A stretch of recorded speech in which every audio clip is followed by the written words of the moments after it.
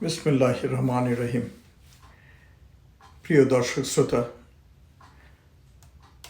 এই মুহূর্তে আমার কোনো ভিডিও করার উদ্দেশ্য ছিল না, কিন্তু এই মর্মান্তিক ঘটনার পর আমি আমার আবেগকে আর নিয়ন্ত্রণ করতে পারিনি। দেশের 17 কোটি মানুষের সাথে আমিও এই মর্মান্তিক ঘৃণ্য বর্বর ঘটনার নিন্দা জানায়। একটি রাষ্ট্রের প্রকৃত শক্তি বোঝা যায় তখনই যখন সে তার সবচেয়ে দুর্বল নাগরিকের নিরাপত্তা নিশ্চিত করতে পারে। ছোট্ট রামিসা ছিল এই দেশের এক নিষ্পাপ শিশু। মাত্র 8 বছরের একটি হাসি খুশি মেয়ে, যার পৃথিবী ছিল স্কুল, বই, খেলা আর বাবা মায়ের আদর।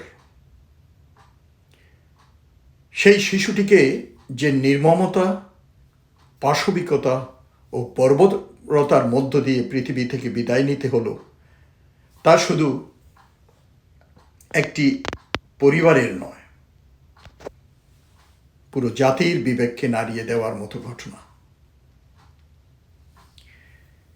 একজন বিকৃত মানসিকতার মানুষ শুধু একটি শিশুকে হত্যা করেনি, সে একটি পরিবারের স্বপ্ন হত্যা করেছে, একটি মায়ের বুক খালি করে দিয়েছে, একটি বাবার জীবনের সমস্ত আলো নিভিয়ে দিয়েছে। খাটের নিচে নিজের মেয়ের নিথর দেহ দেখে যে মা পোশাক দেখে সন্তানকে চিনেছে, সেই দৃশ্য কোনো সভ্য সমাজের জন্য লজ্জা, অপমান এবং ব্যর্থতার প্রতীক।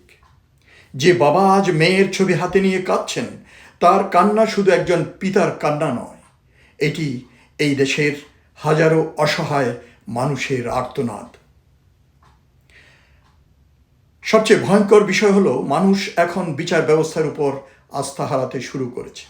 কারণ অতীতের অভিজ্ঞতা বলে, প্রভাবশালী অপরাধীরা বারবার আইনের ফাঁক গলে বেরিয়ে আসে, জামিন পায়, ক্ষমতার ছত্রছায়া পায়, টাকার জোরে মামলা দুর্বল হয়ে যায়, সাক্ষী হারিয়ে যায়, আর কিছুদিন পর মানুষও ভুলে যায়।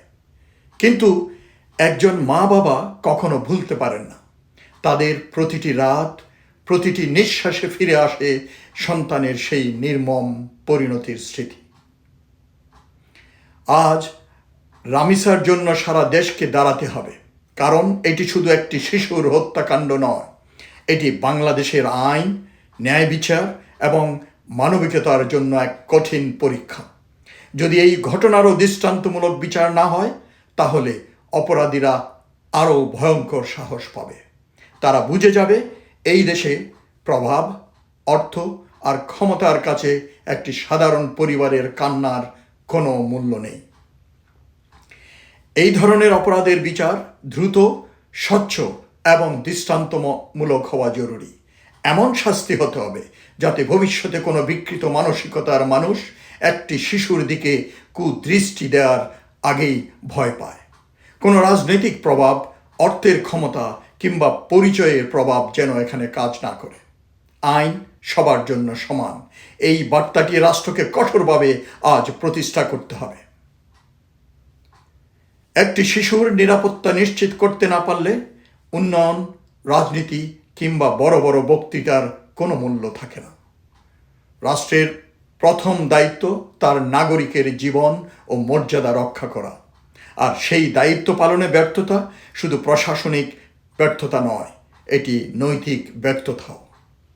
রামিসা আর কখনো স্কুলে যাবে না, বই হাতে হাসবে না, বাবা মাকে জড়িয়ে ধরবে না, কিন্তু তার মৃত্যু যেন আরেকটি পরিসংখ্যান না হয়ে যায়। তার জন্য বিচার হতে হবে, এমন বিচার যা এই দেশের প্রতিটি অপরাধীর হৃদয়ে ভয় সৃষ্টি করবে এবং প্রতিটি অসহায় পরিবারকে অন্তত এই বিশ্বাস দেবে যে এই দেশে এখনো ন্যায় বিচার বেঁচে আছে।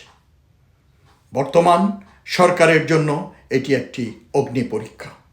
জনগণ তাকিয়ে আছে কত দ্রুত ন্যায় বিজয় প্রতিষ্ঠা হয়। সকলে এই ভিডিওটি ছড়িয়ে দিন। ধন্যবাদ।